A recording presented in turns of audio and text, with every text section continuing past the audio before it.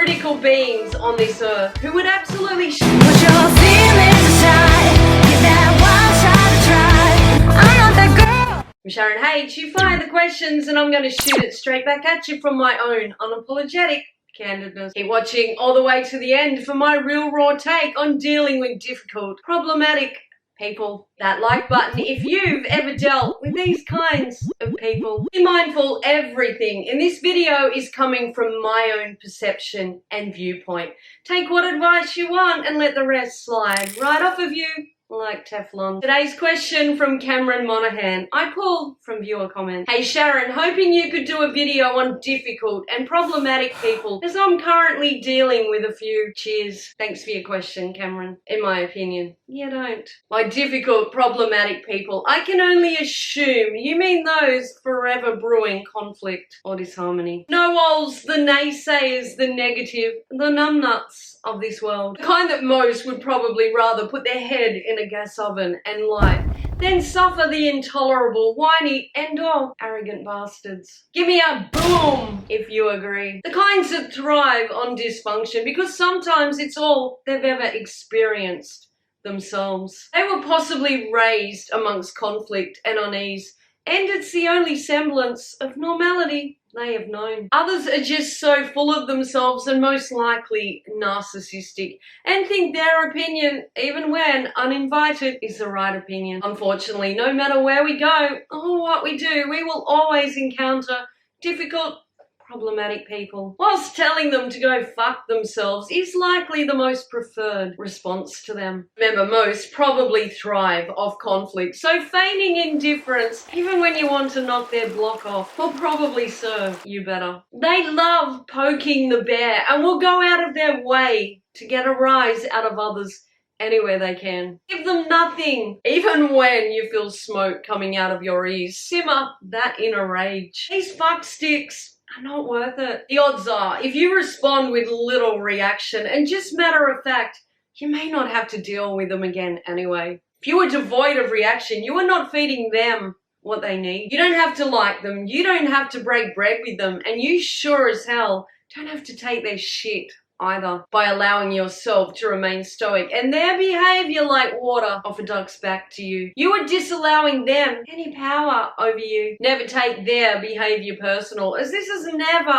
about you, but about them. How they act is totally on them. How you react is totally on you. But by recognizing that their behavior is not a reflection of whom you are, but a reflection of whom they are, will definitely help you take it less personal. Most often, these people really have no relevance to our lives. They're just some pain in the ass life sees us have to endure here and there. So by acknowledging they're no more than a sad sack whose sole purpose in life is to make others feel as small as possible so they can feel as big as possible, then they can never get beneath your skin. Sadly, we will never change the fact that we will encounter these kinds, nor can we ever change their side of these encounters. But we can change the impact of these encounters by becoming resilient to difficult, problematic people. Sometimes these people might genuinely be hurting, and I believe hurt people sometimes try to hurt others. It's self-soothing to them in some fucked up way. Perhaps you could try killing their ill temperament with kindness. Obviously, some people are just rotten to the core and rate high on the shit stick-ometer. Sometimes others have never known genuineness or kindness, so it's a knee-jerk reaction to get their claws out. I think eyes are often the giveaway. Sometimes looking into someone's eyes,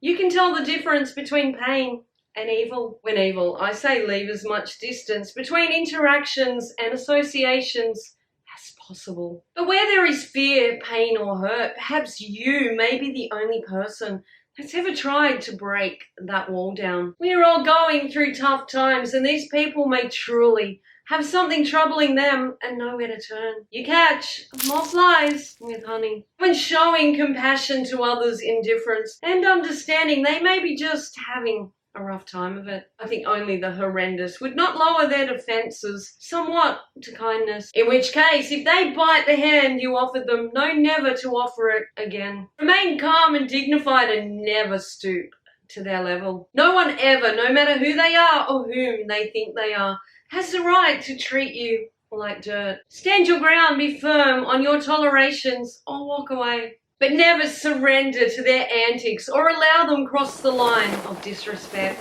I'm a straight shooter, so if someone's treating me with disrespect, I'm most likely going to say, what's your bloody problem? But I've also learned with some people over the years, this is futile. They just don't have the emotional maturity, and it's just not worth it.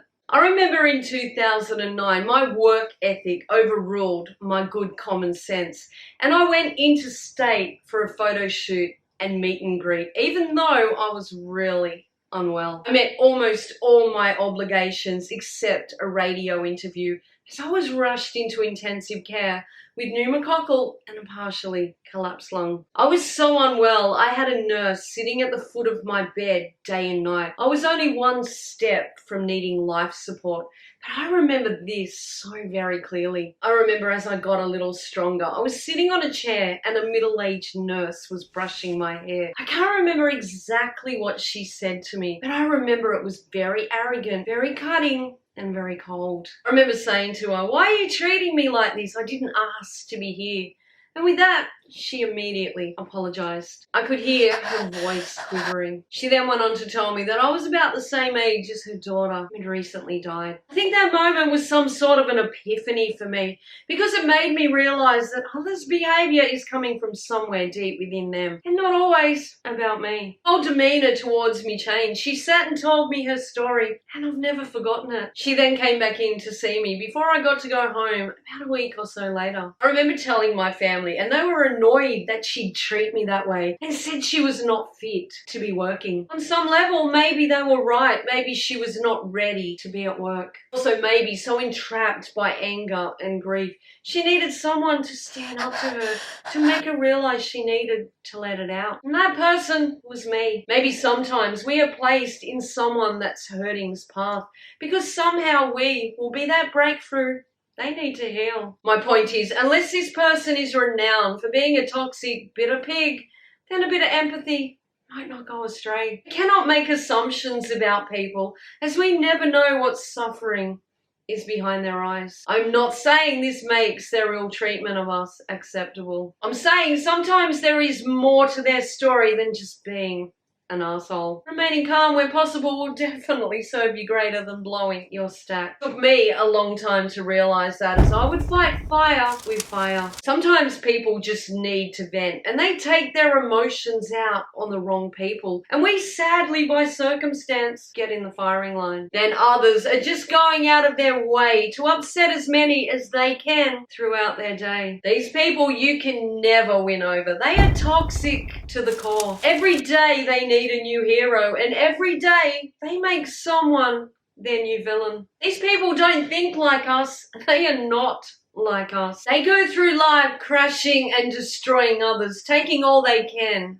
from it. Practice avoidance wherever humanly possible. These people never take us anywhere good. Those who live to deflate and belittle others are typically as weak as piss. The most critical beings on this earth, who would absolutely shit themselves someone gave them a good serve of their own. No response is the most powerful response to these spineless muppets. Give them nothing, because they will twist and turn anything you say to suit their own agenda. These kinds are typically adept at twisting the narrative to make others the villain. Show no emotion and take them nowhere in your thought process. They deserve nothing. Ignore them. They'll soon be off hunting new victims to harass and harangue. Often difficult, problematic people are overgrown bullies. They need to wear others down to bolster themselves up. Back and forth tit for tat won't work with them. They want to argue over the simplest or stupidest things. You know the kind. You post something on Facebook,